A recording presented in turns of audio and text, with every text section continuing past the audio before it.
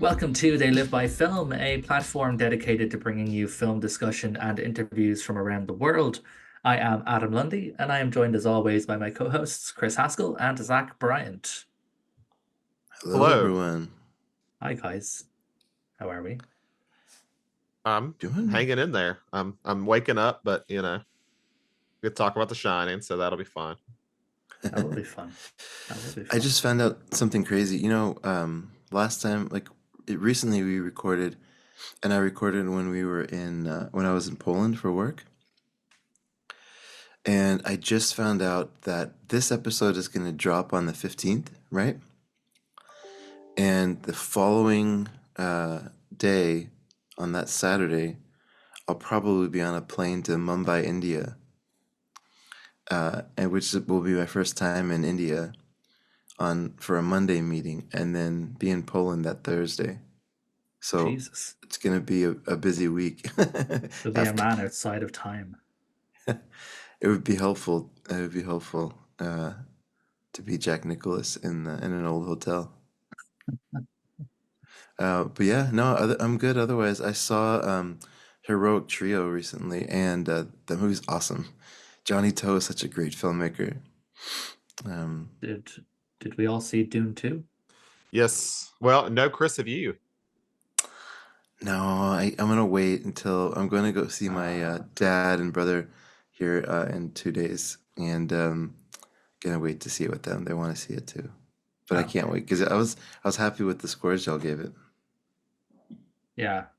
I don't understand anything that goes on in this world. Like when I watch the Dune movies, I feel like I understand people who say they don't get Star Wars and they don't get Lord of the Rings. Like you meet people and they're like, "Oh, I just don't get it." I sit down and it's all nonsense to me. And that's how I feel with Dune. It's just all nonsense. I don't understand any of the lore, the background. They're just saying nonsense words I, half the time. I will make it so simple for you. Hmm. Spice is oil. Done. Yeah. That's the whole movie. Okay. Spice is oil. Um, yeah, it's just all the nonsense words they throw around all the time, and but it's a really well made movie. So that's what gave me a good score because it is a good movie. The cast is good. I don't think this is a spoiler, but like just a quick question: am I supposed to think that Paul Atreides is a little douchebag, or is that like normal, or is that just because it's Timothy Chalamet? A little bit of both. I mean, I think Paul is more likable in the first book. But he's going to do great in Messiah because he's really a much older douchebag in Messiah. Oh, okay. Yeah. Okay. I just thought he was a little asshole. So it made me hard to vibe with the film at first, but then I just kind of leaned into it. I think that's probably Chalamet a little bit though, because Yeah.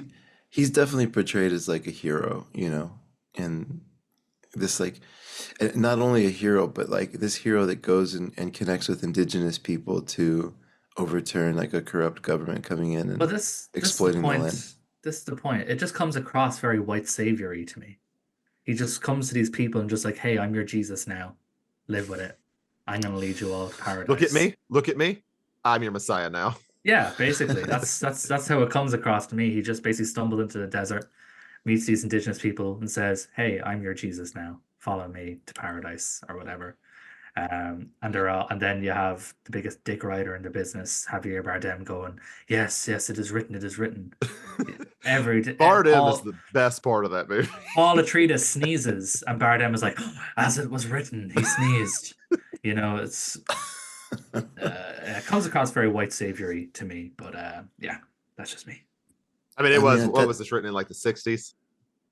no, I was gonna say that's not Chalamet, that's the book. Yeah, I mean Yeah. if that's your opinion, that's the book, Yeah. straight up. That's how it's written for sure.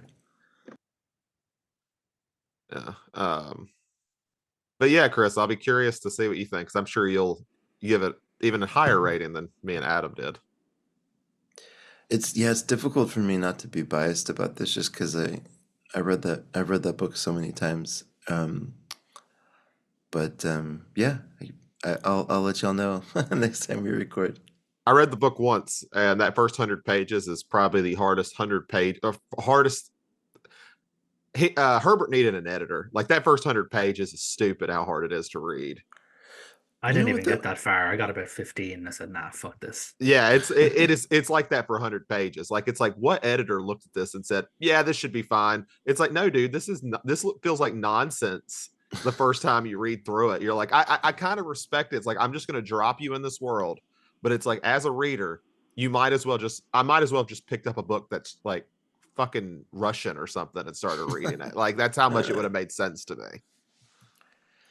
Not so much on the confusing part, but that's exactly how I felt going through the Dark Tower series. I think it's book 6, where he just goes and like they're sitting around a campfire and he just goes and tells like a dream or like a history. And it just goes on this completely separate story for like 400 pages. That's post Hospital King though. Like he really likes his tangents as he's gotten older. He really has. Yeah. And I mean, I give him a lot of credit because King was in the position where, like, you know, he had gotten, I think it was to book 4, and it had been a while since he wrote any Dark Tower. And then he almost dies, and he says, I could have died and not finished this, and like spams them out very quickly. Um, George R.R. Martin could really learn from that. You know, you might die before you finish. George R. R. Martin has no interest in finishing it. I don't think he does, money. man. He has all the money for Yeah. blows on hookers in the world. He doesn't need to finish Game of Thrones. Why would he? Man, that's gonna be so fucking disappointing. But like, no, seriously though, like, oh yeah, you I know, believe you. he can never, but he can never, like, anything he writes now, fans will think it's shit. So he can never finish it now. If he finishes it, he's just writing his own, you know, death sentence basically to Well, say it. okay, so I haven't read the books. I've only seen the TV show, but there is a significant drop off in the TV show after he stops writing. Here Correct. is my theory. I think the events that happen in the final 2 seasons of Game of Thrones are what are going to happen in the book. And I think that scares the shit out of him because of the reception of it. But I will say, I think he is a much more talented writer that could actually pull those elements off. Well, I think there's a Yeah. lot of inconsistency with where the show ended off and where the book ended off that I don't think it could possibly happen unless there's like major shifts. Well, I think like I don't everybody fucking watch Game of Thrones. I think Danny going evil is what is going to happen. I think like a lot of people said that doesn't seem their character. I'm like, I'm sure it'll make more sense if it's in the book versus hey, we're supposed to be making a Star Wars movie, so let's just finish this on up. I didn't get to make it. Yeah, isn't that the irony of that shit? Justice. But so besides Dune, what has everybody been watching? Kubrick movies and Dune. And the OC. Nice. Oh, that's a perfect segue into what I watched yesterday. So you know, I've had this fascination because suddenly there's like all these like slasher trilogies coming out. You know, there's been Green's Halloween trilogy, The Strangers just announced the first chapter in their trilogy. You had Fear Street. It's kind of an interesting thing. I may have found the earliest example of one. Do you guys? I don't know if they get this in Ireland, Adam. It's My Super Sweet 16. I'm sure you've heard of it. Yeah, are you familiar with the Chris? Used to be on MTV. Yeah, maybe.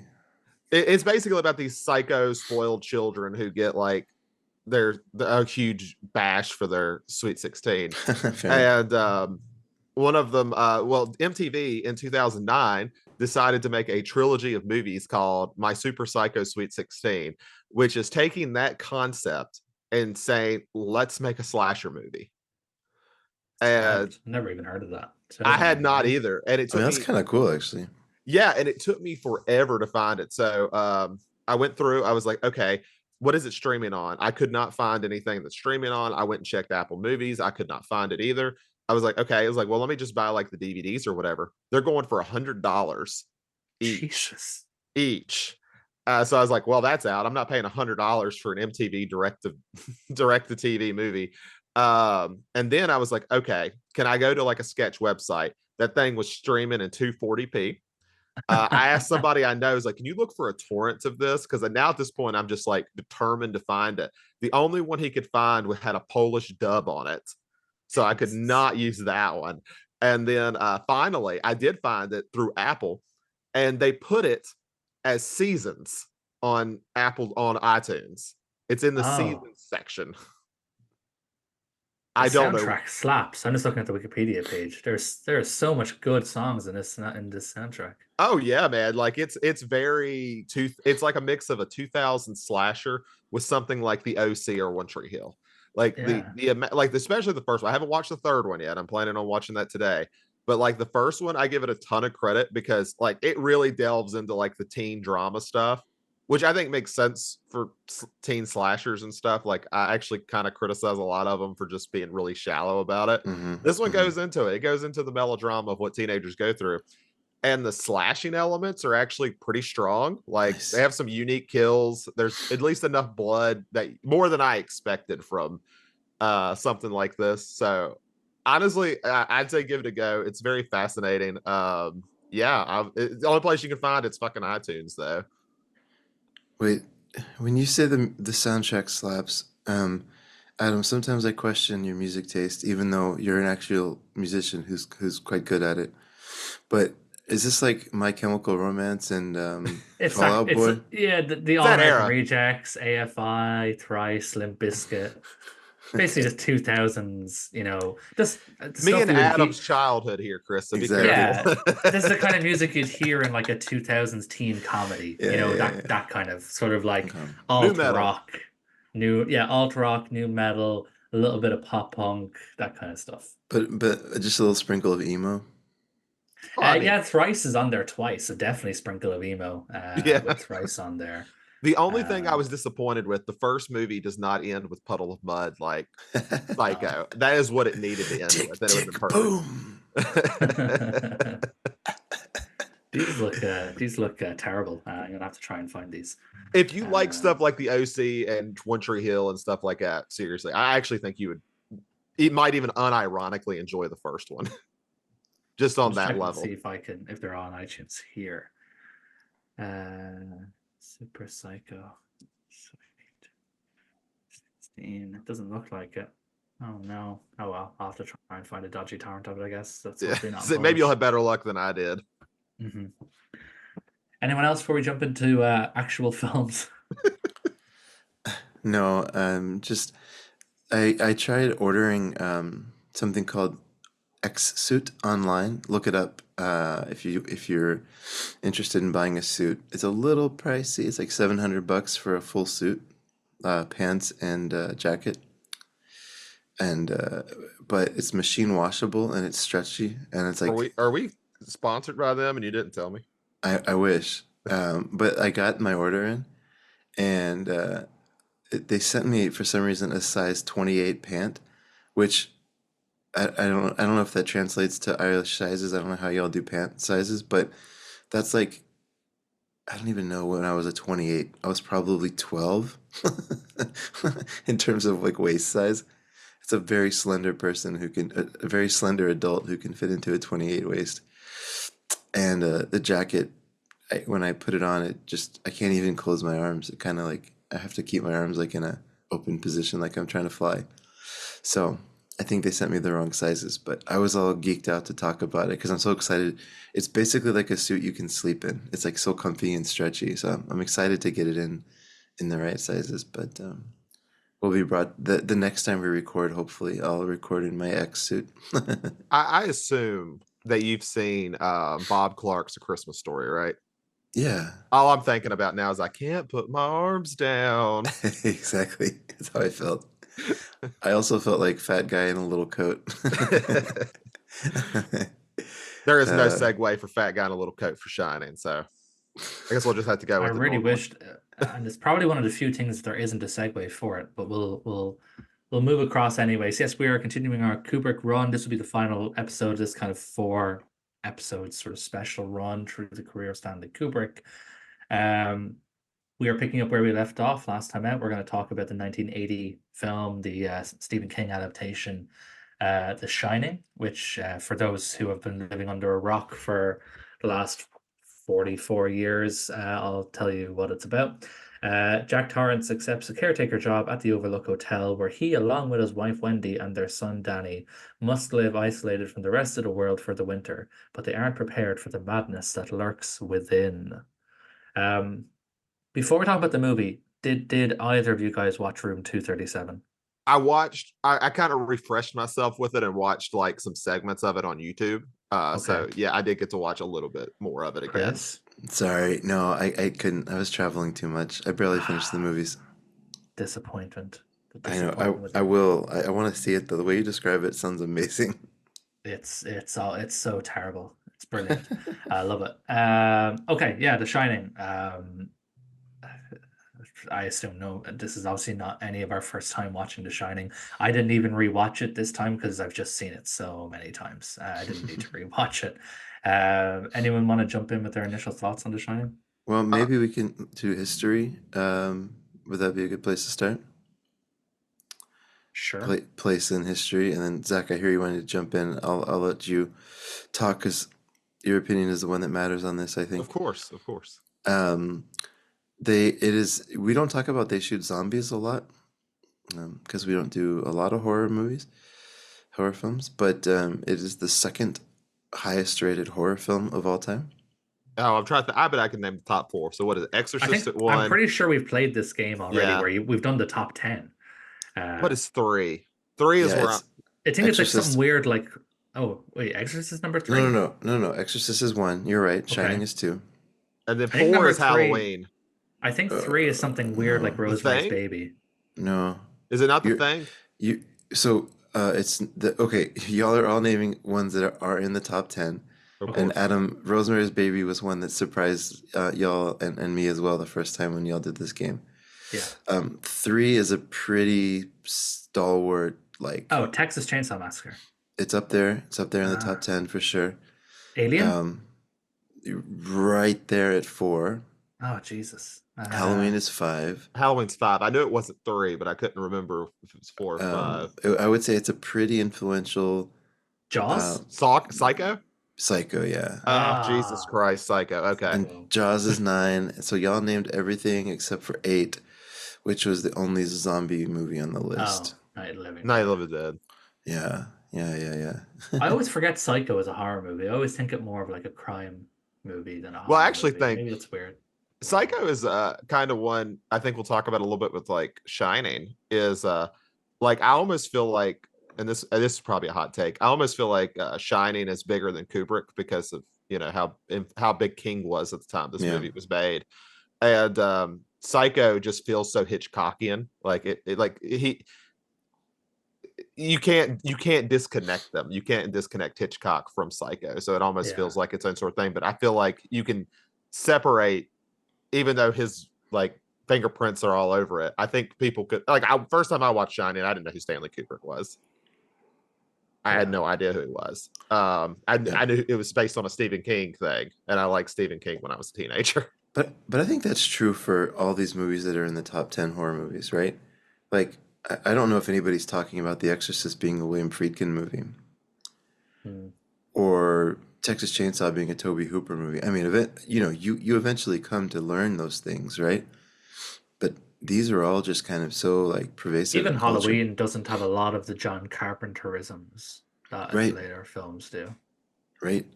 Escape from Halloween would be an amazing I'd watch it. Escape from Haddonfield. Escape from Haddonfield.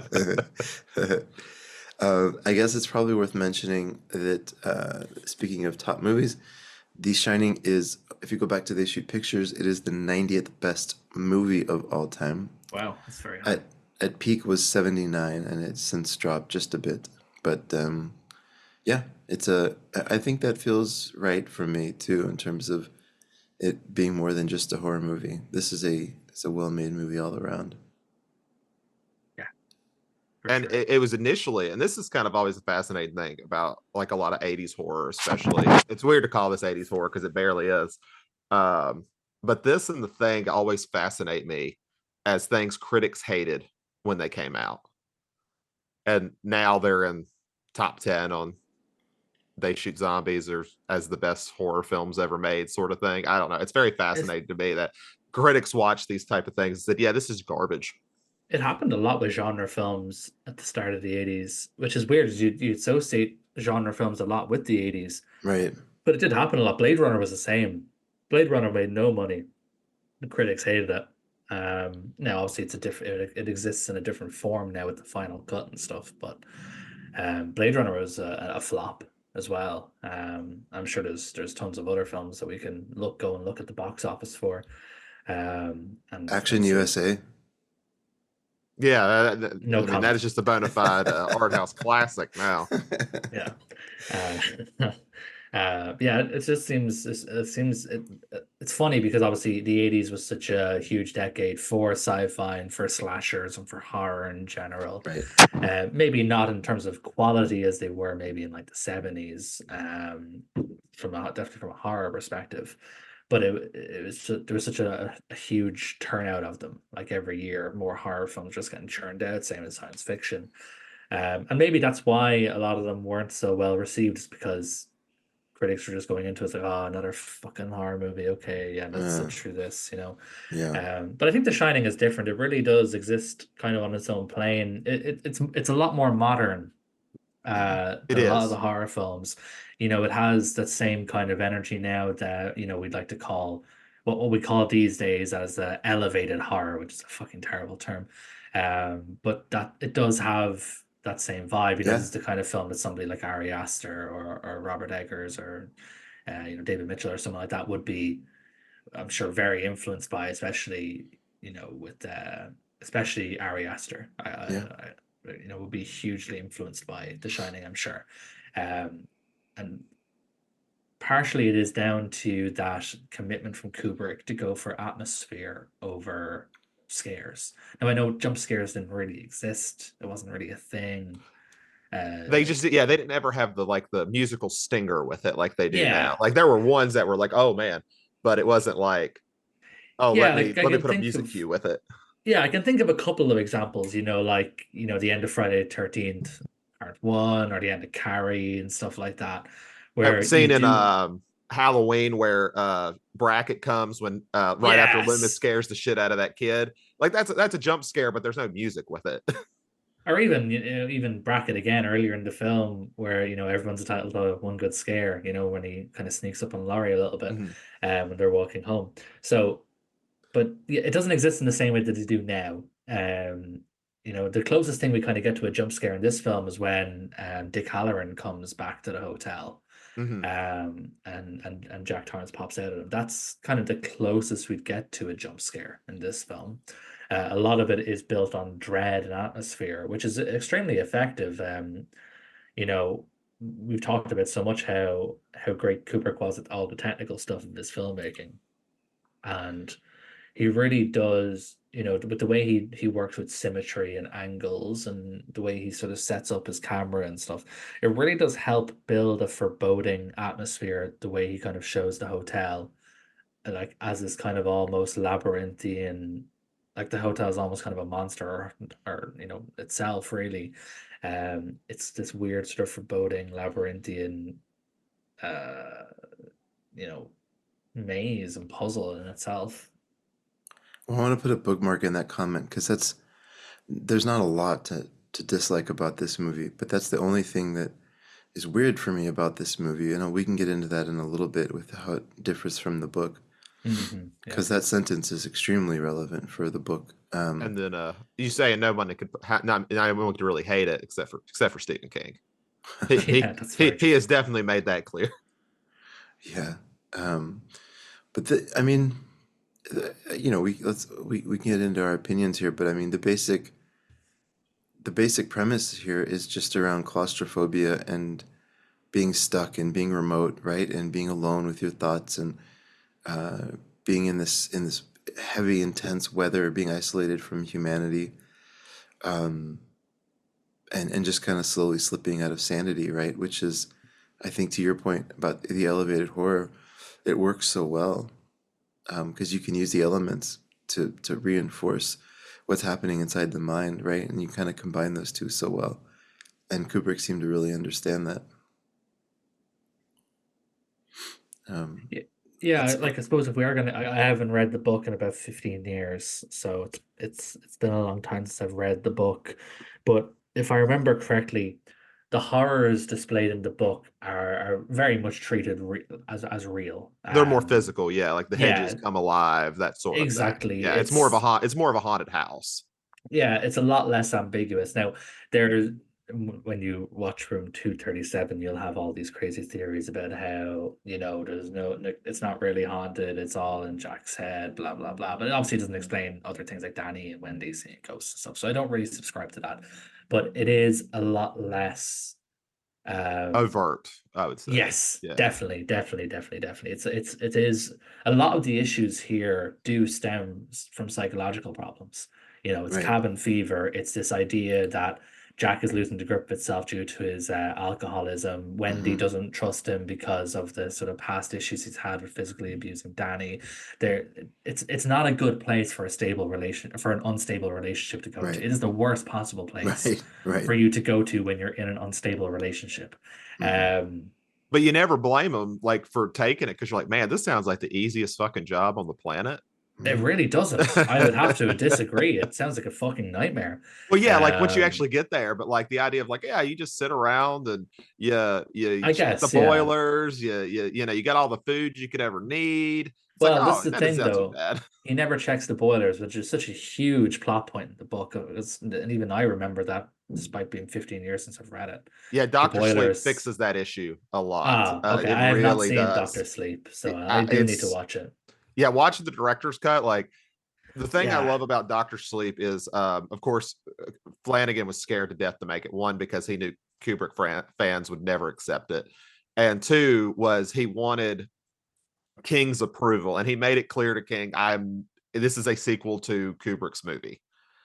Like he was not going to stop letting it be that because he loves the book and he loves the movie.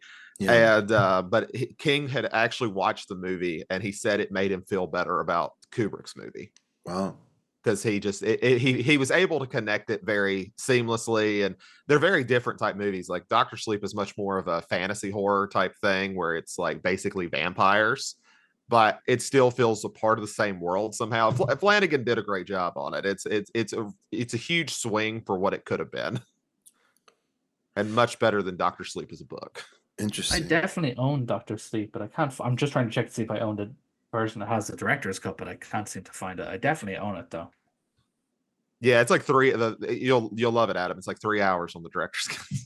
Oh, Christ. But King, I mean, this is one thing that's difficult about adapting Stephen King novels, right? First of all, his inner monologue and detail is tough, right?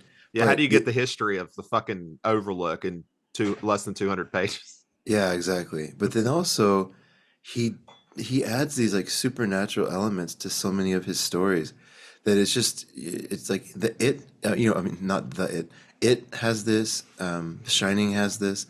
It's almost like you have to think about the movie first and not worry about everything that he puts in these novels, right? Yeah, I've always told people like when there's like the preference between the book and the movie, there's such different experiences. I've read The Shining plenty of times since I've seen the movie. It's a great experience. Like I think that's one of the things that's nice about it is I feel like I can watch both and enjoy both, and because they are just ultimately such different beasts.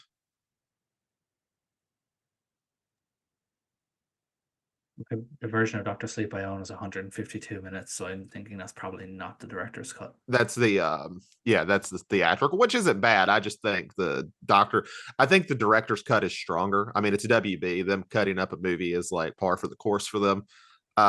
But I saw it in theaters and I still thought it was good. It just they flesh out more in the director's cut, like what the true knot is and stuff like that. So I mean, all that makes a little bit more sense in the director's cut because they don't just like breeze on past it.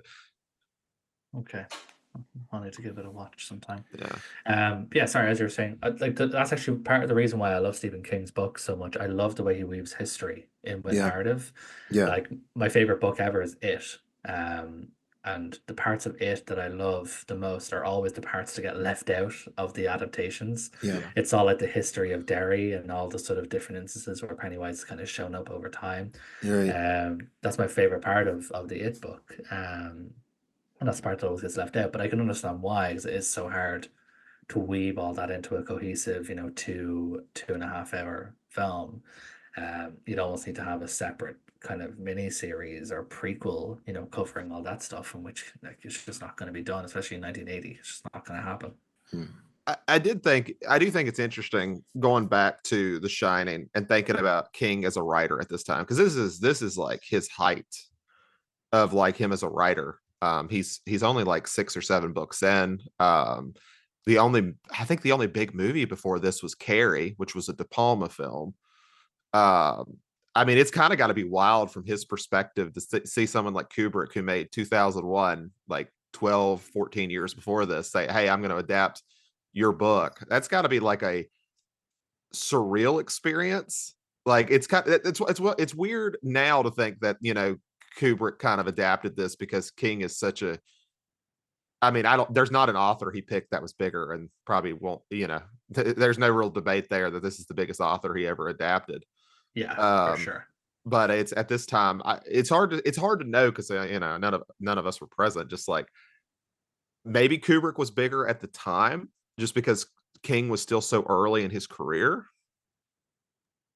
and there hadn't Um, been as much film on him yet. Like almost everything King's ever done's been adapted to the screen now, it seems like. Bigger how or bigger who? But I mean, the audience would probably know Stephen King more than Kubrick, right? yeah, I would agree with that. You think so? It's just Contemporary. it's hard. That's the separation that's always hard for me. It's like figuring that out, like, Like because if we think of a mainstream audiences up to this point, when in terms of what Kubrick had made, the film before this, Barry Lyndon, can't imagine that was a big hit with no, contemporary mainstream Right. audiences. Then you had, what was our middle film last time out? A Clockwork Orange. Definitely Yeah. don't think that was a huge mainstream success. 2001: A Space Odyssey, definitely not a huge mainstream success. From the director of Doctor Strangelove. Yeah, like yeah, I would think in terms of like with normal, regular, everyday moviegoers, I would be surprised if if they were going to see it because it was a Kubrick movie, as opposed to they were going to see it because it was a Stephen King right, adaptation. right, yeah, yeah, Or Jack Nicholson, even, right? Oh yeah, exactly. Yeah, yeah. Jack Jack Nicholson, Nicholson, of yeah, course. Yeah. because at that point he had just done. Let's see, about 5 years before that, he did One Flew Over the Cuckoo's Nest, Yeah, exactly. and then he hadn't done Chinatown at this point, right? Or I was had just You he? about would to have, look that yeah, up. yeah, you He would would have, that would yeah, have been late 70s, right? That was late yeah, 70s. Okay, 76 or something like that. I think yeah, Chinatown was. So yeah, Jack Nicholson's at like the height of his critical acclaim. Shelley Duvall, no slouch either. Right. So, and then I was just looking up at Stephen King. You're right. Carrie was his first, and then Salem's Lot, and then The Shining. yeah. So, Uh, and then, like I said, he had Carrie come out as a movie at this point, yeah, but I can't think if there's really anything else he had. This might yeah, be like the second or third movie second or third of his books that were like adapted, which is still impressive. If your first like 5 novels you wrote, 2 of them are already adapted. I mean, Right. but that's what I Right. was saying because Salem's Lot was adapted in '79. So you so this is have, third. Yeah, yeah, this was third. Yeah, Carrie '76, Salem's Lot '79, then The Shining in 1980. So movie audiences were already going to be familiar with Stephen, even if they hadn't read his books. They're going to be like, "Oh, it's Stephen King. That's the guy." But like Stephen King is such an outlier with writers. He is like the biggest name. Anyone, even if you don't read books, you know who Stephen King is. Exactly. I mean, you ever go to a Um, horror section at Barnes and Noble? He takes up half the horror section. It's like yeah, it's all there, and then it gets to Dean Koontz. he's just bigger than everyone. Like Yeah, he's the biggest in terms of like contemporary writer that we've had. Like the next biggest I can think of would have been like Cormac McCarthy. yeah. Um, No, I but mean, I again, think he it's not he to didn't get argue. big. It's probably Yeah. Danielle Steele, right? He Oh did yeah, of course. he, Yeah. he did what she was able to accomplish, which is crazy. Like, Be endless output endlessly forever. I mean, I mean, King will die at this computer at this point. I mean, I don't think he'll ever give it up. yeah. I don't think that his books are predominantly ghostwriters though, which is probably a Oh, difference. absolutely But not. Like I think King has way too much passion for it. He's yeah, way too distinct as a writer to get away exactly. with it. That's the thing. Yeah, Danielle Steele you could put into an AI, like it's already ready for that. James Patterson too. I mean, James Patterson Yeah, is pretty much known. Half his shit's ghostwritten now. And I mean, whatever. People are getting paid. That's all that matters. These people are agreeing to it. Great, cool. right. But yeah, yeah. King is one that's like, if I ever found out he had a ghostwriter, I would actually be floored. Like it would be very shocking to me. because all the dude seems to do is write. Like every time he does like interviews, all he talks about is him writing. Yeah. He doesn't take breaks. I don't think he believes in it at this point, but yeah. So on the, I guess we should talk about the specific movie itself, right? Because I think we talked about like a lot around it. Yeah, yeah. Movie's dope. Yeah, I mean it's good. It's pretty good. It's one of it's kind to me it's kind of like 2001. It's kind of above criticism for the most part. Um, like if anything, like watching something like Room 237 has kind of spoiled it a little bit for me because now I'm looking out for all the things that these psychotic deranged people have told me to look out for Oh rather than my just God, enjoying the Danny's wearing the movie. Apollo 11 sweater. Yeah, exactly. It's almost become a little bit of a punchline now when you see all this shit. And it's like, yeah, there's just so much nonsense in that in that film. But that's not the film's fault, of course. That's people ruin things. That's just the nature of people. But yeah, The Shining is excellent. It's technically brilliant. The whole steady cam stuff is just phenomenal. Jack Nicholson is amazing. Shelley Duvall is amazing. Um, it is genuinely scary and genuinely unnerving.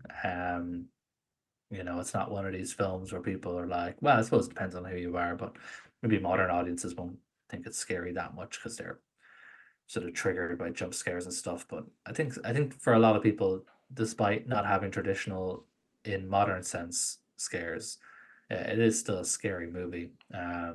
There's just it's just very unnerving the whole way through. There's just an atmosphere of dread Hmm. that just hangs over the film. See, I honestly have nothing really bad to say about it. Hey, you know what I noticed this time? I don't want to. I don't want to be the bad guy here because it's. I love the movie, um, but I did notice that because they pulled away from some of the supernatural elements in the book, it does downplay the importance of like The Shining, right? Yeah, it does. And it's kind of weird because it's like the whole subplot with the kid, um, and the chef that like sort of they have like this connection, this mental connection. It doesn't really serve the plot that well. Like it's not the movie's not really about that. No, it focuses much more on like what Tony is. Like it doesn't even really Uh-huh. explain that, but I mean, that's really all it kind of goes into. And I mean, that's kind of, I guess that goes into like what you were talking about a minute, Adam, where things seem a lot more subtle and what it be. I mean, that could just be his imaginary friend. The only thing we can't say is can be explained away realistically is his conversation he has with um Dick Halloran. Like that is the most overtly supernatural element in the film. And it's a very short scene. I think it only happens, does it happen more than once? Is it just in the kitchen they do that? It's just in the kitchen, and then obviously later on, Dick Halloran has that kind of feeling that something Yeah. bad is Yeah. happening, but they don't have an actual conversation in the same way they do in the kitchen. Yeah, and Shining's a weird thing because that the Shining is very much a big thing in King's entire world. Like You're right. in his world, in his universe, everyone has shine.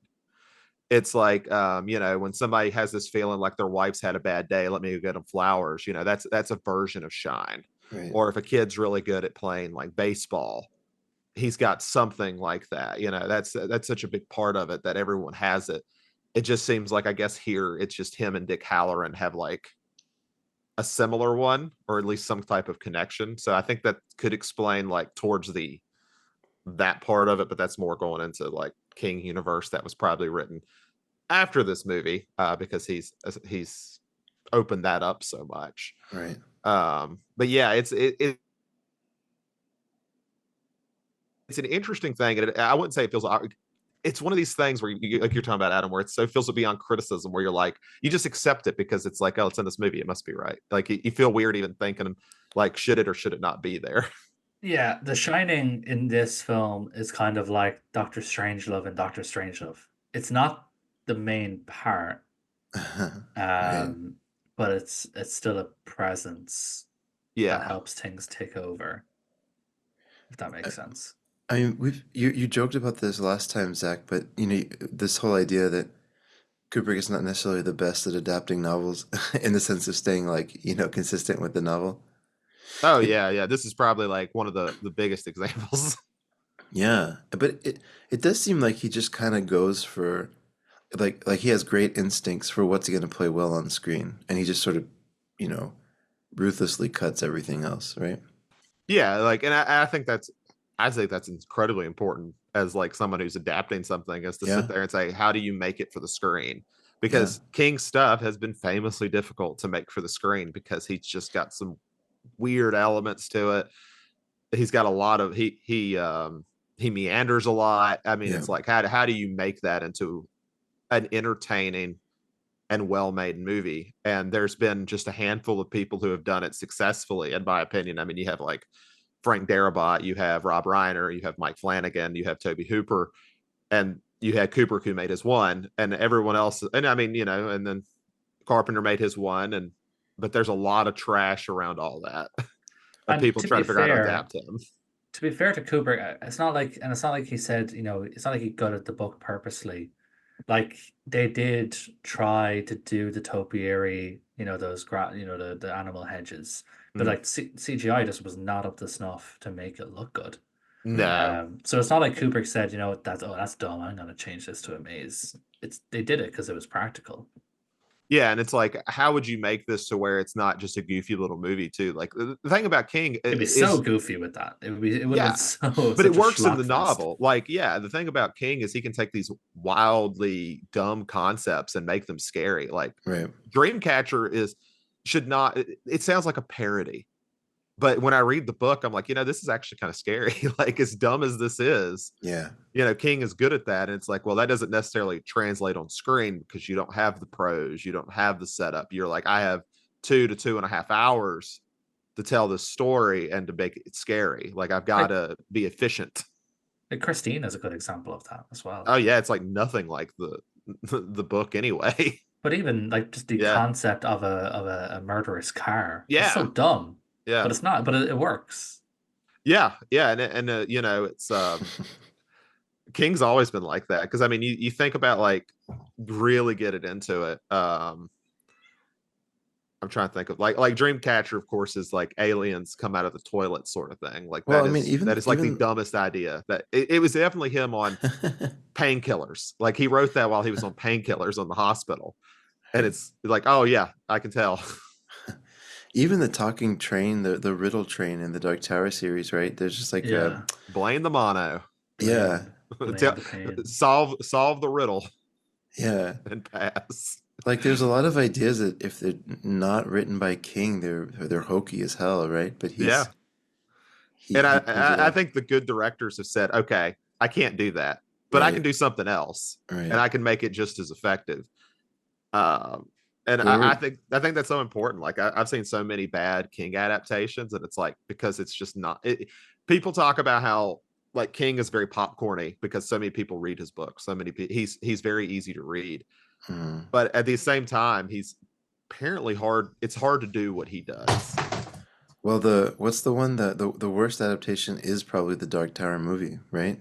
Yeah, which he weirdly praised, but I don't know how. Maybe he only saw the trailer. maybe. I mean, King is at this point in his life where I think, if The Shining had come out today, I think he would praise it. I think it was still, he was very young. I think I think, and I guess this will go back into the movie anyway. He has a lot of connection to Jack Torrance because the whole purpose of Jack as a character is you can come back from alcoholism and that you can become a better person. This isn't going to take over. This isn't going to be you. That's the whole point of Jack in the book as a character, is it's King's stand-in for him dealing with his alcoholism. And the movie Right, is just like, nah, you're gonna fall deep into that and get killed doing it. right, It's like right. I think that affected him a lot because it's such a different Jack is so different in this movie because Mm, he is a mm. psycho. Yeah, Like he isn't a good person who's let alcohol overtake his goodness. I'd have no doubt before alcohol, Jack was not at least in the movie, is not the best person. that's the No, thing. I don't Dude, trust anyone played by Jack Nicholson. No, exactly.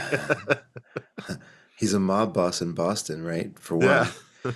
Um, Should we can we talk about spoilers? Because I I don't want think to. you can spoil this movie for anyone. Nah.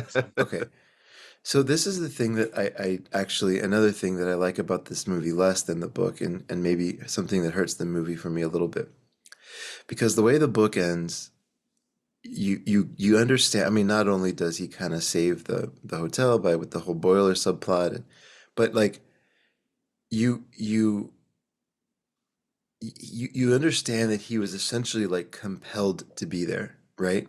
Like he had no choice. Like there's like this supernatural battle that he's now like a part of, right? Yeah, because essentially the hotel's got shine. Like the hotel itself shines. Exactly. Yeah. And so here they try to the way they do that was to try to somehow say the hotel is like absent from the same like timeline as the rest of the world, and he's somehow in like the movie ends with him in these photos of like the history of the hotel, right? So it's like he's always been there in a way now, like I always um took that as like I never I get I'm fascinated because I never actually took it literally. I guess I should have because it is in the picture. I was just always thought it was like this story is just going to happen over and over again. Like, and he just kind of represents that. I don't know though. I mean, that's the thing. I guess he spends so much time at the end, like zooming into that to like reveal that he's in the photo, right? Um, And Grady tells him he's always been here. yeah, yeah, But it's also the guy who was also the caretaker and chopped up his kid. So it's like Mhm. I guess I can see. Yeah, I guess Not the this is most probably trustworthy guy, I yeah. guess. It's one of those things where it's like, is it like he represents what Grady is, I- or are we? You know, I guess you could go as far out to say Jack Nicholson was Grady himself, and like was always there too. Like I don't know. It's a very fascinating way to end the film because it adds so many questions of what it actually like is talking about. Well, that's just the thing, right? I mean, how does his wife or son? So, okay, so his son definitely has a physical interaction with the ghosts of the hotel, right? Yeah. 100%. Because And he even has Wendy like, sees the blowjob bear or dog, whatever it When he is. sees the blowjob bear thing. Yeah. oh, Yeah, she does. That's yeah. right. Okay. That's And the she only thing walks she says. in. No, when she's in that same sequence as she's running away, she runs into a room and it's like full of skeletons and cobwebs and Oh, stuff. yeah, yeah. So those are the only two things. This is why the whole it's all in Jack's head thing doesn't track. Because with Danny stuff, you could chalk it off because we didn't actually see a ghost assault Danny. He showed up with bruises that could have very easily been Jack. Um, Right. but yeah, once Wendy starts seeing stuff, that kind of it rules everything out. It rules out that there isn't anything supernatural going on. Yeah, exactly. And she sees the great party guy, right? Is she the one who sees him? Yes, Yeah. exactly. She does. Yeah. So she sees a few different things in that sequence alone. And, Um, I always thought of that as just like an interpretation of once you are like weakened, whether it's by fear or because of withdrawal or like, just being a kid, that's when the hotel kind of like presents itself. yeah, Because at that makes point, sense. Wendy hasn't seen anything, but as soon as she starts getting scared to death of Jack, she can, see all that now. She can see like what what's really going on and what's see things for how they are. Yeah. Yeah, that makes it's just I don't like when movies do this where it's like they don't quite get there in terms of sort of like the logic of it, so you have to make big leaps. Or not big leaps, but you have to kind of like do some mental gymnastics to have it make sense. However, I don't think it matters in The Shining, which is the nice thing, right? It's because it's thrown there in the end. You get to spend, is it 2.5 hours, right, or just over 2 hours, whatever Yeah, it is. it's like that unless you watch like the UK cut, which is like I've never seen, but apparently it's only 2 hours long. Oh, interesting. And I'd be curious to see how it is because I just don't have high expectations for it. Yeah, I bet so. But essentially, it's just a great psychological horror movie, and Yeah. and that the last 3 minutes doesn't really even matter as far as like to enjoy the movie, Well, right? and I feel like it's like in horror, there has to be this feeling of catharsis. If you're going to get criticized in a horror movie, it's not necessarily for not doing anything; it's for not paying off anything. Like, Mhm. I feel like that's almost like the audience payoff, and essentially, like, look, you almost need somebody to tell you, please tell me this is real. Like, please just let me know this is real.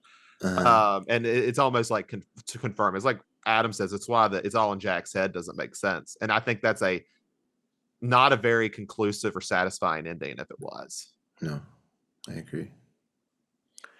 And it'll be interesting to see how he deals with these themes because he kind of, so much of his career has been around the horrors of war, right? So he takes a break from that here. He goes Barry Lyndon and then this, which are obviously two different movies, but and then he goes right back to war, which we're going to get into here in just a second. But it's like, I feel like at this phase in his career, he was sort of just like playing in a really fun way, right? Because Barry Lyndon was such an amazing movie, but shocking that Kubrick made it in the sense of like compared to the rest of his filmography, right? And I think this one feels different from what he's made before as well, but so, so good. Yeah, he just never had the Scorsese problem, which I don't even think is a problem. I mean, Scorsese's just kind of known as a gangster picture guy for a lot of people, Right, even though he's made way more than that. right. But Kubrick never had that. I mean, I guess he almost kind of sort of put himself into that problem, maybe at the very first few films, but so few people have seen his first two that it doesn't really matter. And even they're not that similar, but it's still like. No, I agree. No one's ever going to be like, "Oh, Kubrick is that guy that makes war movies." It's Yeah. just as we've been going through this, I just think it's interesting to see how much that comes up for him. Because I don't think he was a soldier. Like, I don't think he has a military background. No, and he waited at an interesting time. I guess we can get into, unless we have anything else with the shot in, I guess we can get into Full Metal Jacket. The only two little bullet points at the end of The Shining. One, The Shining also gave us the best Simpsons Treehouse of Horror Ah, that's such a segment. good one. Uh, No the beer, show no tea, make Homer go something something. Go Crazy? That Don't mind if I do. is Um, that's a fantastic segment. yeah. And then number two, the funniest thing that Stephen King could ever do would be on his deathbed before he dies, just tweet out Stanley Kubrick's The Shining is awesome. And just watch his fan base just go fucking nuts. That'd be the funniest thing that he could do when he dies. Because there's so many King stans who will just like pretend that the movie isn't good just because King said so. Oh yeah, and they're Um, ridiculous. Like, yeah, they're absolutely ridiculous. Like, so it'd be so funny to see him just drop that bomb and then just watch his whole fan base just lose their shit. yeah, there's this weird like battle between Kubrick and King. Like that was a big thing. Like I mentioned with Flanagan, like he got approval from both the Kubrick estate and he got approval from King on his script and his movie, and they still pretend that like I hear it all the time. Like Kubrick's family would have never allowed this. I'm like, but they did. They literally did. They gave him all the stuff so he could make the movie and properly recreate stuff. It's like I don't know. It's a whole thing where people will make a battle out of something when it's really nothing. Yeah. Right, we'll move on to Full Metal Jacket then in that case. So this one came out a good few 87. years later. Yeah, this is kind of when Kubrick did take considerable gaps now between his last couple of films. 1987, Full Metal Jacket, which is about a pragmatic US Marine observes the dehumanizing effects the US Vietnam War has on his fellow recruits from their brutal boot camp training to the bloody street fighting in Hue. Anyone want to jump in a Full Metal Jacket? Again, I don't think this was anyone's first time watching it for any of these movies, really. I can give my opinion in one word. Go ahead. Eh. Yeah, Yeah. that's about it for me. Why does this film? This is maybe just me. This looks like a TV movie.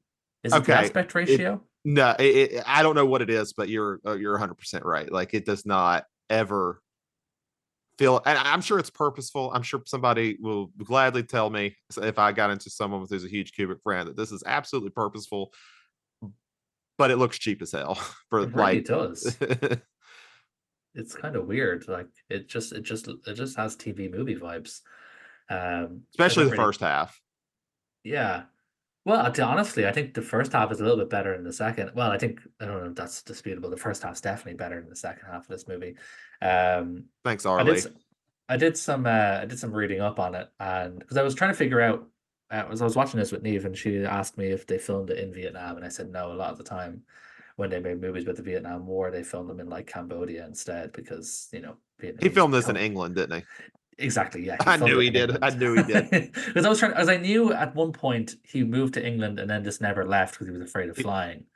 Um, so I was trying to figure out if this was before or after that. So I was like, there's no way he shot this in England. And he did. Everything was shot in England. Even all the Vietnam scenes are all in England. Oh wow. Um, Yeah, he so would. Yeah, that's what I forgot. I think it was Arlie Ermy who told like Tom Cruise when we get the Eyes Wide Shut, like if you're going to do Kubrick, get a house or something to rent because you're going to be in England for a while. yeah, which Oh, makes sense. interesting. Um, yeah, there's a few things I don't like about this movie. I just the second half is just I just it's just all over the place. There's no cohesion to the second half of the movie. It just kind of feels like random set pieces. First half of the film is much much better. It's not particularly good to look at, as we said. The aspect ratio, it is like a TV aspect ratio. It's really weird. Can't figure out why he would shoot it in that aspect ratio. It obviously just generally doesn't look great.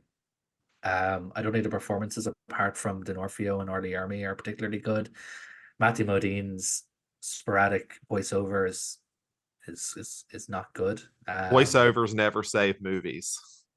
Yeah, especially when they're just so random and sporadic, like as Matthew Modine's is in this film, and he just doesn't have good delivery on them. It's just it feels like somebody reading out somebody at assembly. It doesn't feel like an actual look into someone's psyche, which I guess that's what a voiceover is normally for. Um, so yeah, I don't really like Full Metal Jacket. It's not bad, I guess. It's quotable. Maybe it's Kubrick's It's most very quotable quotable. movie. Like That whole when Orly Hermy goes on his first tirade, that is just non-stop quotes and it's hilarious. I was me and Neve were in stitches. choke Um, yourself. yeah, it's just some of the stuff that he comes out with is just brilliant. And I was Yeah. reading that apparently this was like he literally just sent Orly Ermy off and just said, "Look, you just say the shit that you would normally have said when you had done this." And he just recorded hours of him doing tirades, and he just wrote down all the best stuff and put it into the script, basically. So, The happy birthday scene is probably the funniest one for me. Like yeah, that is like happy I don't know why it birthday, gets me dear every time. Jesus. Yeah, and even all the little songs they sing when they're out, running. Eskimo Pussy's Mighty Cold. Yeah. Oh, it's crazy stuff. It's so funny though. It is the first half of this movie it's equally funny and off and a little bit scary, especially with what happens with D'Onofrio's character. The first half of the film is very, very good. Once they leave and go to Vietnam, I just don't give a shit about the rest of the film. I honestly wonder. Actually, before I get in for Chris, we haven't heard from you. So what is your thoughts on Full Metal Jacket? Well, couple things. So it is number 607 on They Shoot Pictures, which seems high for me. Okay, so we're all in agreement there. Um, yeah, and let me see if I let me get if I get this right. Some of his yeah. So it actually shows up on They Shoot Zombies as well, which is interesting. What? Mm-hmm. It's 7,000. I mean, it's not like a highly ranked horror movie, but it does show up. There are enough critics that have ranked this as a horror movie. That's It, fascinating. it's Like on there. I'm about as lax as it comes with like horror definitions, and I'm like, they'd call this okay. What? That just Not a big sounds deal. It's like just fascinating to me. That just sounds like some asshole film critic going, "Oh, war itself is horror, man. Yeah. Of course, it's a horror movie. No, Can no, you do that's me a favor before we get any further? Is Apocalypse Now on that list? It should." uh, They Shoot If Zombies. yeah, if Full Metal Jacket's on there, Apocalypse Now should be there. How do you spell apocalypse? It's 1,000. Wait, direct apocalypse. 2,342. At least they were consistent, I guess. I wouldn't call that a horror movie either, but at least they're consistent. Yeah, I mean, Apocalypse Now more than Full Metal Jacket, right? If you're going to compare the two. Yeah, like that's actually horrifying. It's like when Yeah, exactly. like I Um, feel like Full Metal Jacket gets the credit because of two specific scenes when Pyle kills himself, and the end when they're singing what is it, the Mickey Mouse thing. yeah, Yeah. yeah, That's really it. That's the only two scenes I could see. Like, yeah, you could see those in a horror movie, and those would right. be horrifying. Yeah. I for a long time I said this was the one of my least favorite Kubrick films, other than Spartacus. Until we've just been going through the list. I still have this ranked outside of my. It's still in the bottom half for him, but the one seeing this again, the second half. Now that I was expecting that shift in the second half, it didn't feel quite so abrasive as it did the first couple times.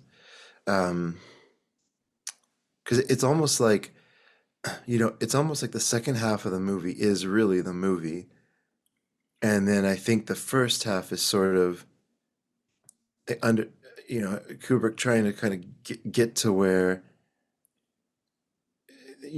how these people are created. They can go do these things that happen in the second half, right? Because they're dehumanized in the first half, so it's easy for them to kind of treat the people in Vietnam as not human because it's like they've already kind of gone through that process of being dehumanized. I think for me, like when you look at the first half, I guess it is half. I didn't check to see like when the It's actual 45 switch. minutes, so it's Yeah, not quite half, but yeah. it almost feels like to me, and this is just complete off the wall speculation. It almost feels like he saw how much good material he had and took like a 15, 20 minute part of the film and said, we're going to put as much of this as we can. Because it's a lot of good material in here, but it's almost like I'd hate to say the best part of the film lasts too long, but maybe for what they're going for, it does, because then you're comparing the entire like first 45 minutes to the last hour and something. And I don't know. I'm trying to think of like, because there's nothing I can compare it to, because it's not really an act structure that I can think of, especially when we get to the second part of the film. And it's like, I don't even know if there is an act structure in the second part of the film, really. The way you phrase that made me think of, I wonder if Sinead O'Connor was thinking about the first half of Full Metal Jacket in her song Nothing Compares to You. Um, maybe we've unlocked something this whole time of what she was trying to say. But no, I think you're right, actually. I think that if this had been an interesting like 10-minute, 15-minute segment, make like as much as I would hate this, you almost like start in Vietnam and then you hear them talking about boot camp or so. I don't know how you do it, Because but really the first 45 minutes has a three-act structure. Like you have, absolutely it yeah, does. like that ending with Private Pile is like that would be an ending to a movie. Like that's it. Like if the movie was spread out to an hour and a half and that was the ending, that I think it's a And we'd be it's talking about this as like a great all-timer movie, right? Because it's so entertaining. yeah. Like I don't think he could squeeze 2.5 hours out of it or anything, but I mean, there's enough meat on the bone in the first 45 to spread it out even further if they really wanted to. Yeah. Yeah, no, 100%. Um, but because that's so good and it's so distinct in its style and rhythms, and it's just such a distinct movie, it's like so jarring to get to the second half. And to your Adam, what you said earlier is true. I don't think that the second half of the movie is tight in the same way that the first half is tight. It's almost like a weird, like it's almost like going back to the Killers or to Fear and Desire or something. It's just like a weird, like homemade kind of war movie with a bigger budget. And Um, like a Kubrick scholar will probably tell you, oh well, this is Kubrick showing that that war is chaotic. He's making a You plan chaotic for you film. plan for the in a rigid way, but then when you get to war, it's not rigid. Yeah, Yeah, yeah, exactly. And I call bullshit on that because yeah. it's just not good. I'm sorry. It's just not good. It's just all over the place. There's, as you guys have said, there's no rigid structure. There's no acts. It's just oh, Joker's going here, now Joker's going there, now Joker's met this guy, and Joker's met that guy. And and then it just ends with them Yeah, it all, doesn't feel like it says anything about Vietnam that hasn't been said. I mean, at this point, this is 87. We were talking about Vietnam right after Vietnam happened. Like, I mean, it's like there's been almost 20 years of material about Vietnam and like what it did yeah, to people. like exactly, like what is the big point of it? Because it seems like the only big point is that, war is hell and it turns normal people into unfeeling cold killers. But like Coppola you, did that nearly 10 years before this.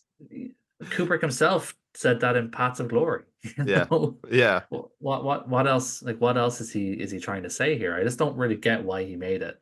It seems it just seems like a film, and I don't even put this as like his bottom three films or anything, but it just feels like the film itself. I just don't really see the point in it.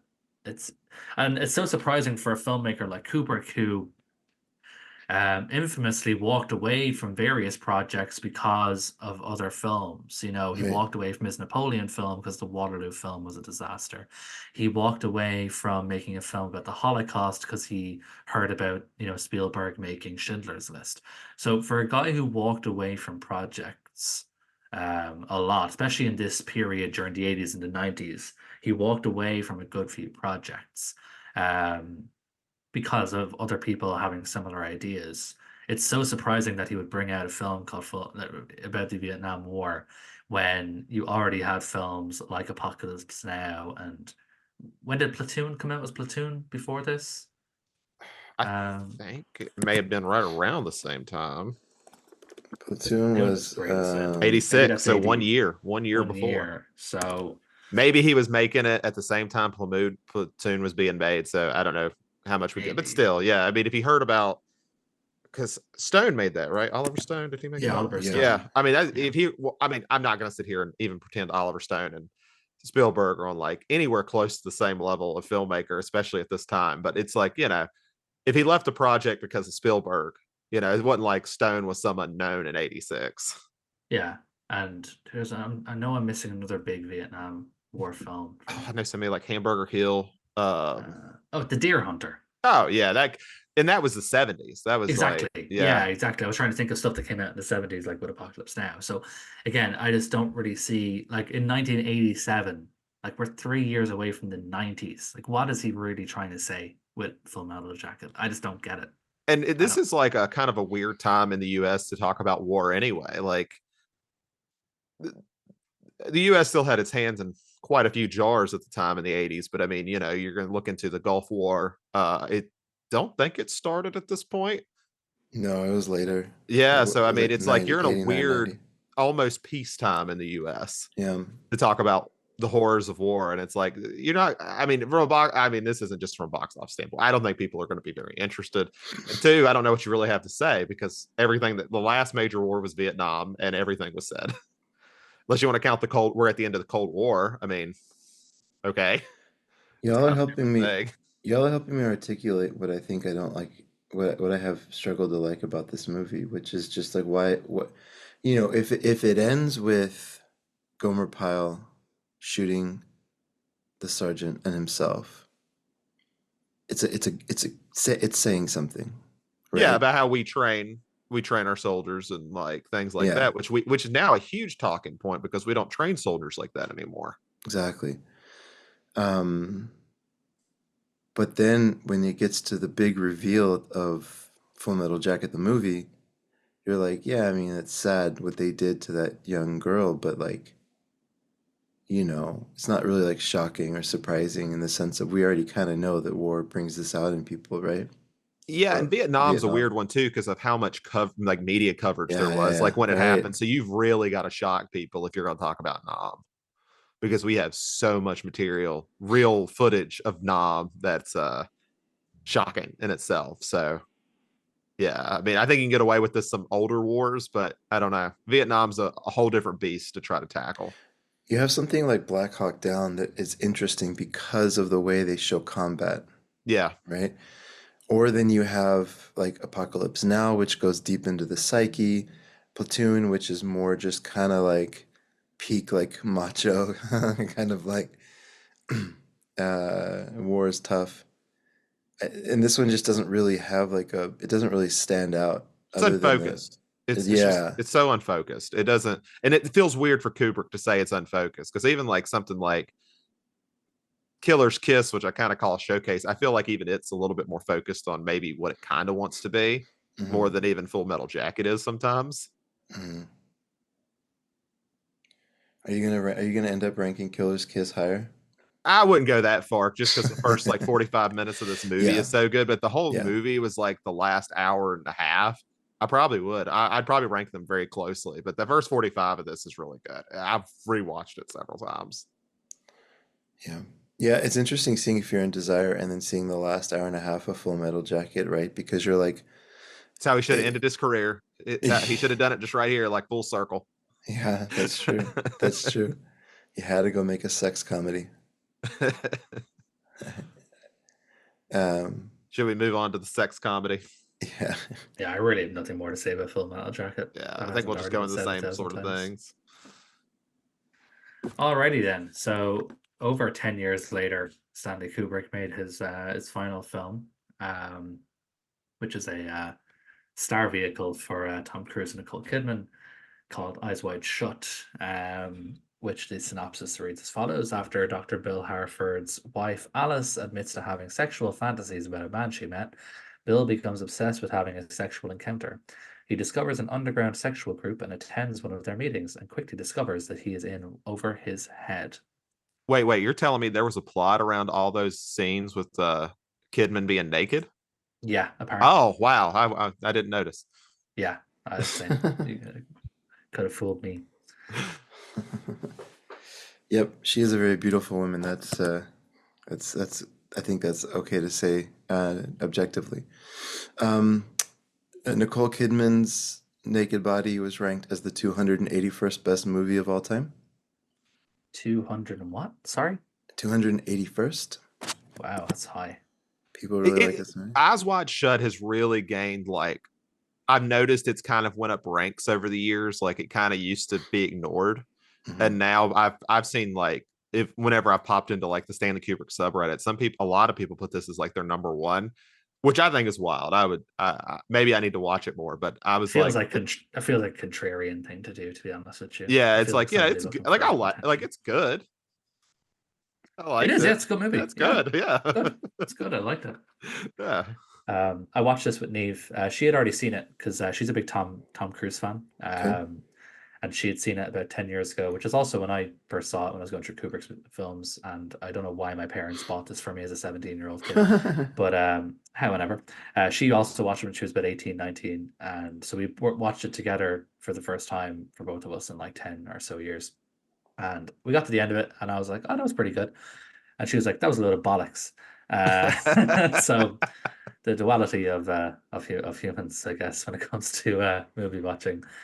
Um, yeah, Is this I one like. on They Shoot Zombies? I mean, if Full Metal Jacket's there, this is more of a horror movie than Full Metal Jacket is. Oh, good question. Let's take a quick look. Let's see. Does it have any other kind of crazy names? No, right? It's just Eyes Wide Shut. Yeah. It is the 1689th best horror movie of all Okay. time. Okay, fair enough. Okay. Those dudes Cool. are, and I did always think that Zach was very loose with his horror definitions, but I've been proven wrong. Yeah. Speaking of horror, just a very very quick segue before we get into the film itself. This probably will resonate more with Zach than you, Chris, just based on ages. Zach, Hocus Pocus. Do you like Hocus Pocus? I do. I do. Did you notice that like the hooker in this film is played by the main girl actress in Hocus Pocus? I did not. Oh my God, it is, isn't it? Yeah, it is Vanessa Oh, Shaw. that's awesome. Because that's one of Neve's favorite movies, and she was like, "Holy shit, that's the girl from Hocus Pocus!" And I was like, "What? That is insane!" That she's playing a hooker like 5 years after a wholesome kids movie. Now, what I was Um, really impressed with Kubrick, if we're talking about actors, is to allow the guy who invented Big Ling Chu to have a pretty good sized portion of yeah, this movie. Yeah, good for Todd him. I Field. mean, yeah, Everyone knows that's all he's done in his whole career. It's yeah, just he's the guy who had the idea for Big League Chew, Todd yeah. Field. Good for him. Definitely didn't make a critically acclaimed movie. like last 3 year or the year times. before. But yeah, I didn't actually realize it was Todd Field until I saw the cast. So I had no idea what he looked like. He was pretty good as Nick Nightingale. But we're jumping around. Okay, so Eyes Wide Shut. Eyes Wide Shut. We all think it's good, right? Yeah, it's pretty good. Yeah. Does anyone think it's great? Does anyone want to fight the good allegations? Not good, but there's seeing it again. There was a couple things I wanted to highlight that I think I loved. They're like minor details that are kind of just show maybe a little bit more of like the narrative side of Kubrick or the way that he like puts stories together. So one of them is in the beginning of the film, this whole thing is triggered by a party that Tom Cruise and Nicole Kidman go to, right? And I was realizing as we were watching this very elegant gala that had this kind of very opulent, like high society kind of vibe to it, right? That there's a decent chance that the guests in this party were very similar to the guests in the other in the final party or in the later party. And there could be an allusion to this in the sense that this very elegant party that Tom Cruise and Nicole Kidman go to in the beginning, there's a little bit of an underbelly where a woman almost dies, in this kind of hidden room, and Tom Cruise has to go there to save her, and that's the woman who saves him later on, right? Is that right? Did I get that right? That's the same woman, right? I think The so. same- Yeah. Yeah. It is, yes. Yeah. It's alluded to be the same woman. Just judging by her breast size. Oh, of Um, course. I think it's the it same is woman. it is confirmed later by Sidney Pollack's character. Whether we can trust him or not, who's to say? But How many Okay. directors are in this movie? I just realized that. There's a lot of directors in this movie. Yeah. Yeah, definitely minimum at least 2. There's at least 2. Cruise has directors. directed a movie, technically. Has he? Yeah. Okay. Nicole Kidman probably has if we're going to go that route. Yeah. Time to go look at everything now. but- No, Nicole Kidman's been a producer, but not a director. Fair enough. I'll keep digging. You keep talking. So that's one that I think there's a good chance that it's the same people in both parties, or similar party and similar people. And then the other thing is minor, but I think it was interesting. The place where Tom Cruise goes to get his costume for the sex party is called Rainbow Fashions. Yes. And the 2 models that he meets in the beginning of the movie that make Nicole Kidman jealous talk about taking him to the end of the rainbow. Yes. Oh, And okay. I don't think I paid attention to that. I just caught it this time as I was going through it. So he does a good job. I would say more than his other movies. I think he does a good job of being more literary and novelistic with Eyes Wide Shut. And from my understanding, I have not read the novella this is based on. I had to look up what it's called because it's not called Eyes Wide Shut. Apparently, it's pretty faithful from what I was kind of doing, like some light research on it. It's apparently like a pretty good adaptation, which might be the only time that's ever been said in Kubrick's career. So maybe that made a difference. I'm not sure. But yeah, one thing I did notice with this one, just kind of even hearing you talk about like people being at the same party and stuff, it's got a lot of shining elements to it. Like, almost like there's this exterior force pulling someone to like this darkness almost. I don't know. It had like there's like this mundaneness at the beginning, which I think Shining has pretty well too. Like I even think the scene of like Kidman when she's at the kitchen, I swear is shot just like it is when Wendy's at the kitchen in the beginning of The Shining. I swear they're shot very similar. Like, and the kitchens look similar. Well, Tom Cruise tries to pull when she's recounting her fantasy or her one night stand or whatever, right? With that sailor in that long scene. Tom Cruise is trying to pull his best Nicholson, right? He's trying to get that intense, like rocking kind of stare. Like he's trying to pull that off, right? Him and Cruise are very different types of crazy. That's the difference. They're very, like in real life, they're very different types of Yeah, 100%. And even in this film, there's moments like when he's talking to other people where he's like almost like Patrick Bateman and how he's interacting like that kind of like but like his eyes don't move. Ooh, good You know call. that Yeah, you're right. And I there's think Bale yeah, used Cruise in like American Psycho, right? he did. Like, Yeah, yeah. he So used an interview of Tom Cruise he did on, I think it was like Jay Leno or some late night talk show. He basically used Cruise's demeanor as a template for how he Oh, would act that's as Patrick amazing. Bateman. Um, so I get what you're saying, Crystal, about like this sort of thematic layers. There is a lot to peel away with here. Funnily enough, again, I suppose we can compare it to The Shining. You know, there's a lot of thematic layers that we could peel away. One thing I definitely caught the rainbow thing that you had mentioned. There's kind of two trains of thought I have with the eyes wide shut in terms of like what's the film actually about? Like what's the actual point of it all? So here are my two things really.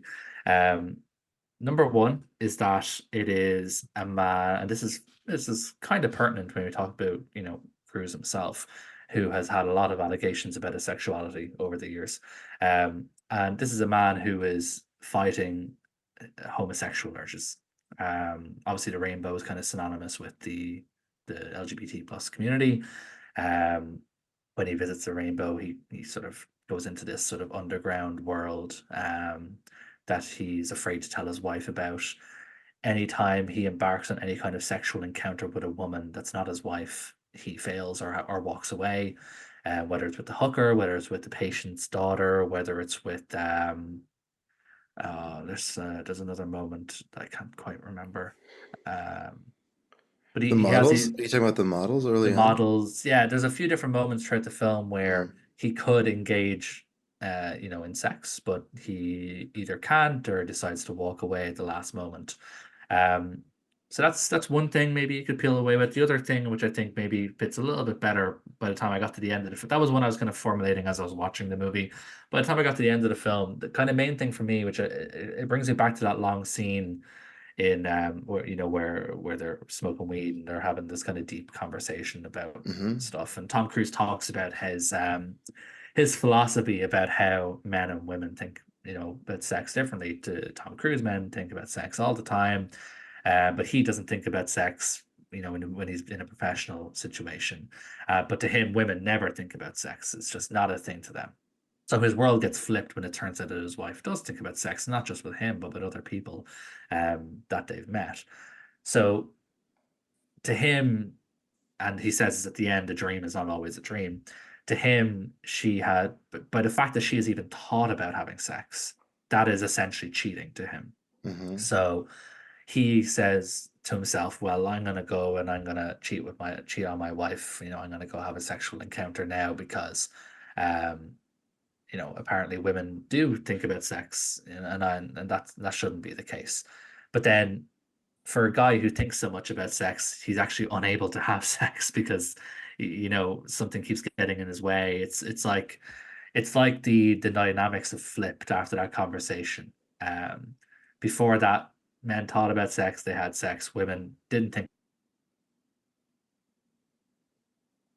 World dynamic flipped where he thought he wanted to have sex, but then he couldn't actually have sex with anybody.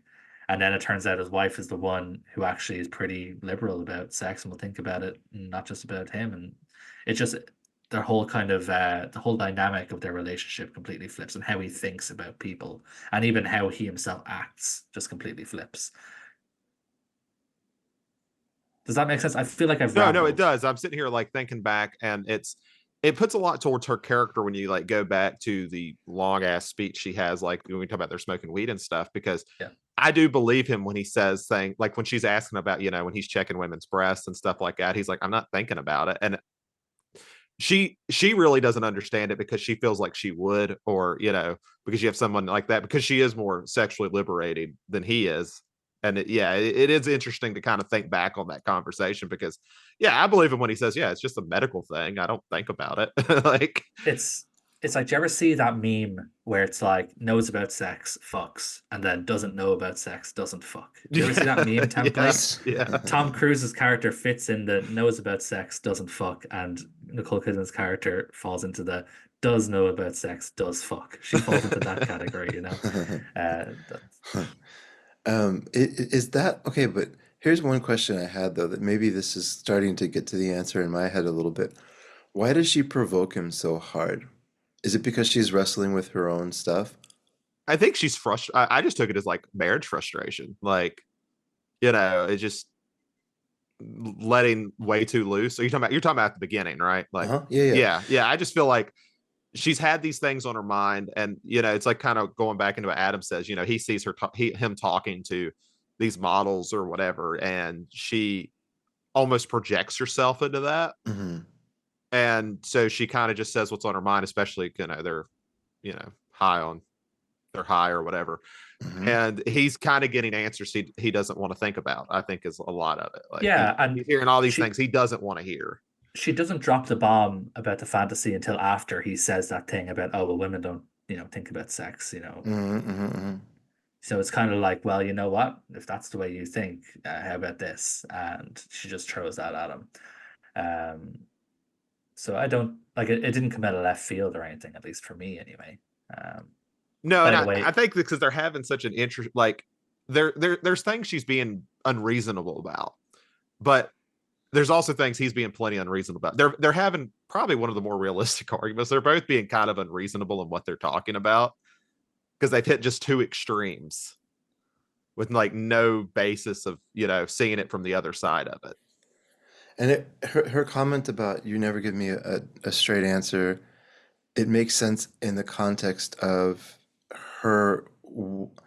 It's almost like it would be cathartic for her to hear that he has these fantasies, because then it gives her like it like normalizes it for her or something, right? yeah, exactly. Yeah, as opposed to her just having to be the bad person now, like Yeah, the bad wife now. I would agree with that. Because it Um, is like a normal thing. By the way, we're up to seven directors. I've just been going through this Oh cast my list. god. We're oh up to wow. seven directors. Now, most of them obviously have no films of actual note or repute, but And Tom seven. Field technically at this time had not directed a movie yet. He was like what 2 or 3 years away. Oh well, most of the people that I've counted here had not directed a movie yet. But So Sidney Pollack at that time may have been the only one. yeah, Okay, interesting. Um, this movie, it's interesting. Okay, because we're now kind of at the end of Kubrick's career, right? Mhm. So one of the things that I thought about the second half of his career, which is not really on display here in the same way, is he had these huge, grand visions, right? Like 2001, like huge, right? Like going to Vietnam for Full Metal Jacket, and it like really kind of opened up that world, or like A Clockwork Orange, like a very distinct, futuristic, like huge vision, right? So like he does all these things that are so creative and like big in scale and all this.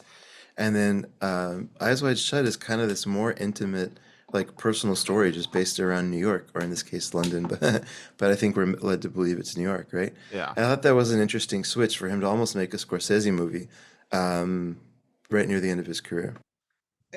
And I think there's a kind of the thing that kind of struck me very interesting was pretty much from 2001 he was kind of known as this like perfectionist.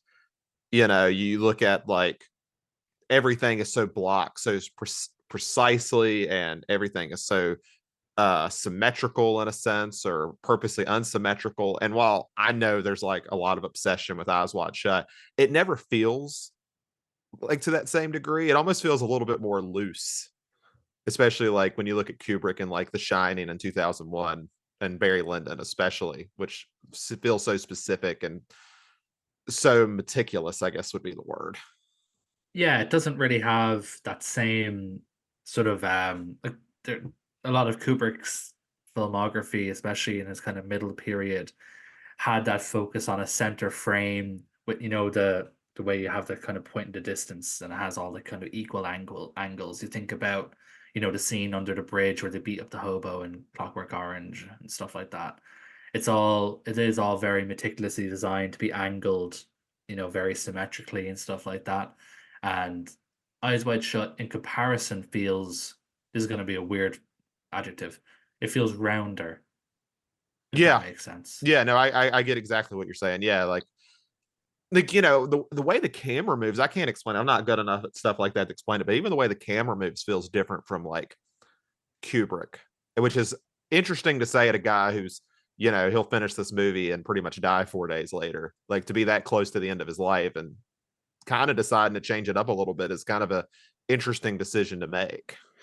It's interesting to say he died, Zach. Did you not know that the CIA killed him? I forgot because he was going to give up that he did Apollo 11. Yeah, exactly. Yeah, forgot. That's from 237. That's just like a generally widely held theory. Nothing to do with the fact that he was an overweight man in his 70s that lived a generally unhealthy lifestyle. Nothing to do with that. And all to do with the fact that the CIA killed him because he was going to release secrets about something that he has allegedly did 30 years earlier. He was going to do it right now.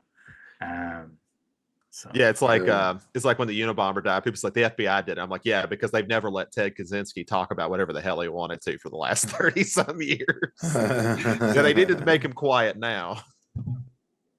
Yeah. Oh, interesting. There was a post. I'm just going to try and find it here. It'll just take me a second. There was a post on the movie Circle Jerk subreddit. I don't know if you guys are I in do. that. I Yeah. love that one. They posted a screenshot from a sub. It had the sub's name scrubbed out. I don't actually know what sub this was in, but this is how it reads. It reads like nonsense, as you can probably expect. Stanley Kubrick's movie Eyes Wide Shut was about elites engaging in occult ritual activities. It was filmed in an actual Rothschild mansion. Of course Kubrick it was was. killed March 1999, same month The Matrix released, before it was released. Warner Brothers then cut 25 minutes out and released it in September 1999. Like I don't, and that post has like nearly 1,000 upvotes. I love that any conspiracy theory, it's the Rothschild estate. It's like this isn't even filmed in New York. Oh my but god. Like, I don't even. But like half the sentence doesn't even make sense. I don't even know what they're trying to say. Well, what's the Matrix have to do with any of this? Exactly. Is it because we're because we would be woke if he was like, we would be waking up if Kubrick was still alive, it would all make more sense. I don't know. Like, it's just some schizo ramblings. It's insane. Yeah, it's honestly, it kind of fits with Odds Wide Shut, right? Though, like this idea of like conspiracy was real or stuff like that. Which I mean, it is interesting to watch this movie post Epstein. I'll be honest. Like, it's hard to imagine this movie releasing in '99, and then because I'm sure people are like, stuff like that doesn't happen, and then you get to like Epstein, you're like, yeah, it doesn't happen like that. It definitely does. And it's just funny, like you have that scene at the end with Sidney Pollack where they're just basically talking about the whole thing, trying to clear the air about what's gone on and stuff. And like, yes, there's probably very important people there, and that's why they're wearing masks. But as Sidney Pollack's like, well, look, like it's not that serious. They all just like the fuck, you were never actually in any danger. We were just trying to scare you. So. Now, obviously, again, like I said earlier, whether or not we believe his character or not is open to interpretation. But yeah, I just find that kind of funny at the end, that for a film that's built up about how evil conspiracies are hiding beneath the surface and conducting occult rituals and devil worship and all this stuff, it just seems like these are just a bunch of people who like to get freaky. Yeah, and it makes more sense that this started out as a comedy before it kind of switched gears late, because you're like, that seems like a punchline.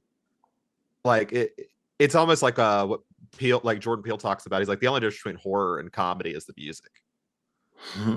Yeah. And interesting. There's something like almost to that, because of this movie, apparently, I think it took him like 12 years to make this from Full Metal Jacket. So I mean, it was something hanging around, I guess. Yeah, and I think a lot. To be fair, I think a good reason was that because he had worked on his Aryan Papers film for a long time, and then obviously Schindler's List was getting made, so he kind of scrapped that. Yeah, and then but I think Eyes Wide Shut was something he had looked at for a long time as a possible film. I think he had read, from what I had read, if I remember correctly, he had read the book originally in like the 70s or the 80s or something, and it was just something that kind of he just had in the back of his head for a while, that he maybe wanted to do it. Yeah, and I know we're getting towards the end. I just want to note, if you guys, this is one of the few things I looked up. Apparently that's Ryan O'Neal's like face, like on the mask. It's like a plaster of him. I was like, that is hilarious. And I don't know what that says, but that's funny. Mm. Sometimes, speaking of, I guess, bringing his previous characters into the movie, sometimes in a director's final film, it feels kind of like a final film. Like, you can see they're kind of aware that they're near the end and they're wrapping things up, like Madadeo from Kurosawa or And while it's not his last, like Unforgiven, like yeah, Unforgiven. his goodbye to westerns or whatever. Yeah, Yeah. This one I don't think fits though in that way. Well, apparently his family didn't even know he was in bad health. Okay. So when he like passes away after giving final cut, I, apparently they were all very shocked by this. Huh. So I don't. I mean, I feel like if you're Kubrick, maybe this is your because of how long it takes you to make a movie at this point in your your career. You make 3 movies from 1980 to 99. I mean, that's almost 20 years of only making 3 movies. Well, we know that this wouldn't have been his last film because obviously he was working on AI. Oh yeah, you're right. I didn't And even then think about obviously that. Yeah, Spielberg picked up on that after yeah, Kubrick died. So we know that this wouldn't have been his last film. If he had lived, he would have made AI next. yeah, So yeah. Yeah. I think this was just more of I guess somebody just running out of time versus the thought that this was the end. Yeah, Yeah, because even the themes in AI fit, I think, closer to Kubrick's career than the themes in this. This does feel like an outlier in some ways. I mean, like outlier is maybe not true, the right word, because he did Barry Lyndon and The Shining and some of these things. But there's a lot of nihilism in his movies. I think a lot of his movies end with some way of thing of the world just goes on and you can't control your fate and luck is a part of it or whatever. Like there's all these themes that come up, but then this one is just this one ends with Nicole Kidman saying that they need a fuck. yeah. Which is hilariously the last word spoken in a Kubrick film, which is great. I think it's very fitting. Yeah. And the last word of the podcast. That'll be the end of They Live by Film. Yeah, we'll wrap this up from here. Obviously, this has been our Kubrick run. The next few weeks and months are going to be a little bit different. This is going to be my last episode until sometime in the summertime. So thank you guys for going through these Kubrick films with me. It was fun. Listeners, obviously don't fret. We will still have episodes. We have some cool interviews coming up, starting from next week. And Chris and Zach are going to be doing their own thing as well, doing some episodes for films that I would normally tell them to fuck off if they suggested them. But they might do some nice films as well. Who knows? They might do like a Pixar. We're going to do Fast. This is going to be a Fast and Furious podcast. No. We'll do Fast and Furious ourselves later on the year. If I ever have a second kid. Do y'all have a top 3 Kubrick? Or I don't mean to put you on. I actually ranked these. I actually have a list ready to go. I didn't know if we were going to be doing I actually have a ranked list if you're interested. I have a list as well. Night. Same. Oh, okay, great. Who wants to go first? I'm pulling mine up, so somebody else go first. I have mine in front of me here. I'll just run through it. So I'm doing mine from worst to best. So we have Fear and Desire, worst, Killer's Kiss, then Spartacus, then probably Full Metal Jacket, then Lolita, Clockwork Orange, Eyes Wide Shut, The Shining, The Killing, Paths of Glory, Barry Lyndon, Doctor Strangelove 2001. Nice. Our list starts off very similar. Fear and Desire, Killer's Kiss, Spartacus, Full Metal Jacket. Then I have Lolita, so that's the bottom 5. Mm-hmm. And then from there is Eyes Wide Shut, 2001, The Killing, and then top 5 is Shining, Paths of Glory, Strangelove, Clockwork Orange, and Barry Lyndon. So mine is from worst to best is Fear and Desire, which I think that was everybody's, right? Yep. Killer's Kiss, Mm-hmm. Spartacus, Full Metal Jacket, Lolita. Yeah, it's everyone. We all have the same bottom 5 then. Yeah. Then The Killing, Doctor Strangelove, A Clockwork Orange, 2001, The Shining, Paths of Glory, and then Barry Lyndon. So Okay. weird to see Doctor Strangelove so low, but y'all would probably say the same thing for me having Clockwork so high. For me, it's you having 2001 outside of your top 5 is utterly unhinged behavior. Hand Yeah. in your cinephile card, please. Thank you. It was all right. Insane. All right, I think we're going to wrap it up there, folks. Thank you as always, and I will be back in the podcast in a few months. Happy Have fun baby with the time. baby.